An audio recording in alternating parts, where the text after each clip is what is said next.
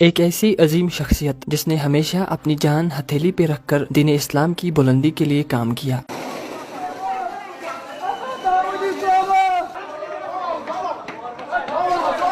جی ہاں دوستو، آج بات کریں گے مولانا عبدالرشید داؤدی کی زندگی کے بارے میں، جو کسی تعارف کی محتاج نہیں ہے۔ مولانا عبدالرشید داؤدی صاحب، جنہیں ان کے چاہنے والے پوری دنیا میں داؤدی صاحب کے نام سے جانتے ہیں، کا اصل نام عبدالرشید شیخ ہے۔ 11 نومبر 1979 کو داؤدی صاحب کی پیدائش ضلع کلگام کے بڈرو یاری پورہ علاقے میں ایک باوقار اور مذہبی گھرانے میں ہوئی۔ والد صاحب عبدالرحمان شیخ اور والدہ حنیفہ بانو کے مذہبی رجحان نے ان میں بچپن سے ہی روحانی اور مذہبی نشوونما پیدا کیا۔ ان کے والد نے انہیں قرآن کی بنیادی باتیں اور اصول سکھا کر داؤدی صاحب کے پہلے استاد کا رول ادا کیا۔ سال 1984 میں ابتدائی تعلیم کے لیے داؤدی صاحب کو بڈرو یاری پورہ کے ایک گورنمنٹ اسکول میں داخل کیا گیا، جہاں سے انہوں نے 8ویں کا امتحان پاس کیا۔ اس کے بعد مزید تعلیم کے لیے انہوں نے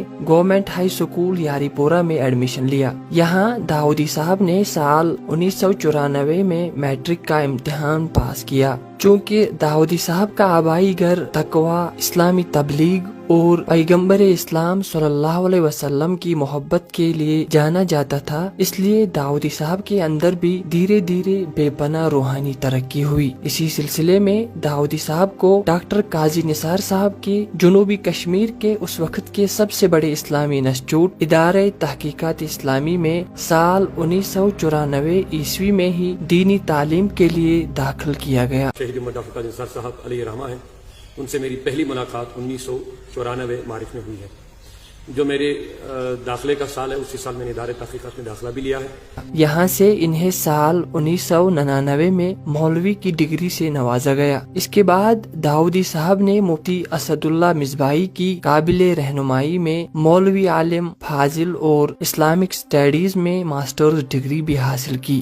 بعد میں داؤدی صاحب کے علم اور تجربے سے متاثر ہو کر ادارے تحقیقات اسلامی نے انہیں ادارے میں ٹیچر مقرر کیا، جہاں انہوں نے 3 سال تک بچوں کو پڑھایا۔ دوستو، یہاں آپ کو یہ یاد دلاتے ہیں کہ اس وقت کشمیر میں سیاسی ہنگامے اہم تھے، خاص کر شہید امت ڈاکٹر قاضی نثار احمد کی شہادت سے اہل سنت کا فرقہ یہاں درہم برہم پڑا تھا۔ ڈاکٹر نثار کی شہادت کے بعد پورا فرقہ اہل سنت مایوسی کا شکار تھا، اور ان کی وفات سے پیدا ہونے والا خالی پن اور نقصان کی بھرپائی کرنا نہ صرف مشکل بلکہ قریباً ناممکن ہی تھا۔ لیکن تمام ہنگاموں اور رکاوٹوں کے باوجود داؤدی صاحب نے اپنی طرف سے پوری کوشش کر کے اس معاشرے کو پھر سے اسلام کے جذبے اور اہل سنت کی فکر سے وابستہ رکھنے کے لیے علم کی مشعل لے کر آگے بڑھے اور ڈاکٹر نثار کی شروع کردہ مذہبی تحریک کو آگے بڑھایا۔ اس طرح سے داؤدی صاحب اس تکلیف کے وقت میں کشمیریوں، خاص کر اہل سنت کے علمبردار بن گئے۔ یہ سلسلہ دینی کانفرنسوں اور سیمیناروں کے انعقاد سے شروع ہوا، جس میں داؤدی صاحب نے اسلام، اولیاؤں اور رشیوں کی تعلیمات عام کی۔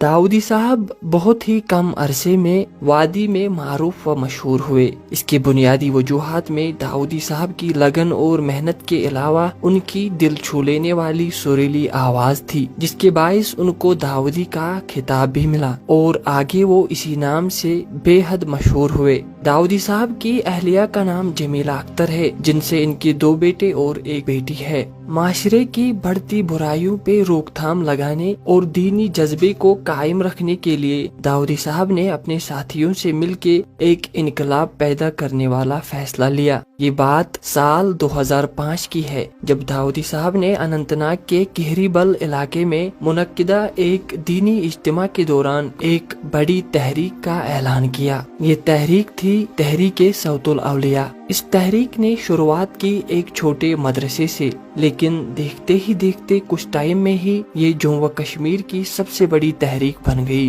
दाऊदी साहब का इस तहरीक बनाने का जो अव्वलीन मकसद था वो था उम्मत मुस्लिमा को हुब्बे नबी से रोशनास करवाना और एक झंडे तले इत्तिफाक के साथ दीनी सरगर्मियों को अहम करना। दोस्तों, अगर आप तहरीक सौतुल औलिया के बारे में सब कुछ जानना चाहते हैं, उसके लिए हमने पहले ही एक वीडियो डिटेल में बनाया है। वीडियो की लिंक डिस्क्रिप्शन और आई बटन में दी हुई है। दाऊदी साहब ने वादी कश्मीर के कोने कोने में मसाजिद और मदारिस बनाकर औलियाउल्लाह के पैगाम को आम करने की भरपूर कोशिश की। उनके तबलीगों में खुसूसी तवज्जो औलिया किराम और नबी आखिरुज़्ज़मान सल्लल्लाहु अलैहि वसल्लम का मोहब्बत और तालीमात पे होता है। दाऊदी साहब खुद ऋषि और कादरी सिलसिले के एक कट्टर पैरोकार और अपने रहनुमा उस्ताद सूफी निजामुद्दीन से वाबस्ता है। आला हजरत इमाम अहमद रजा खान बरेलवी रहमतुल्लाह अलैह से उनको एक अलग ही लगाव है और आला हजरत के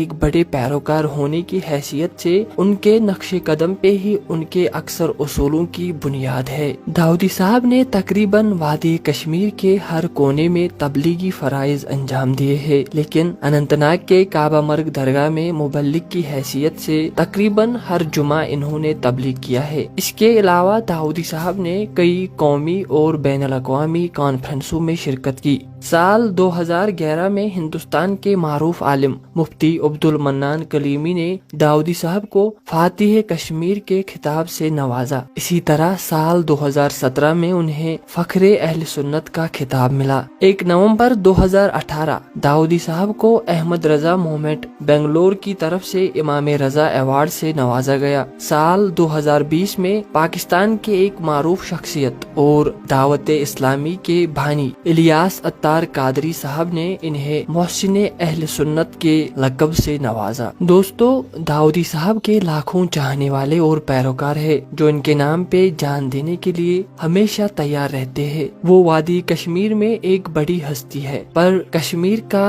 गैर यकीनी और दरहम बरहम सूरत हाल मद्देनजर रखते हुए इस बात को भी जहन में रखना जरूरी है कि उनके लिए उनका काम और इस काम में शोहरत पाना कभी आसान नहीं रहा है। मुखालिफों ने हमेशा इनकी तहरीक और काम में बड़ी बड़ी रुकावटें डालने की कोशिश जारी रखी, यहाँ तक कि इन पे और इनके मुहिब्बों पे बॉम्ब और गोलियों से भी हमले किए। इन हमलों में जो एक काबिले जिक्र हमला है वो है तहा पुलवामा का, जहाँ 5 बेकसूर लोगों की जान चली गई।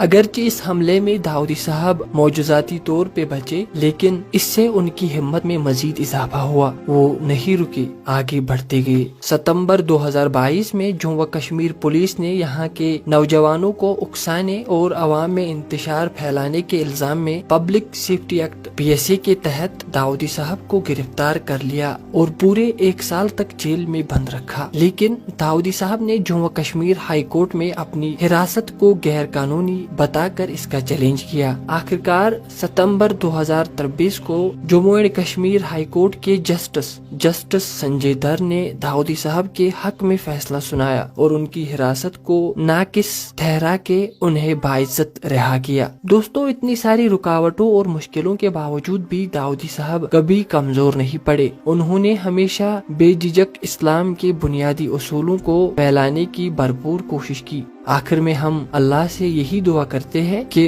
वो मौलाना अब्दुल रशीद दाऊदी साहब की हिफाजत फरमाए और इन्हें बेहतरीन नेमतों से नवाजे।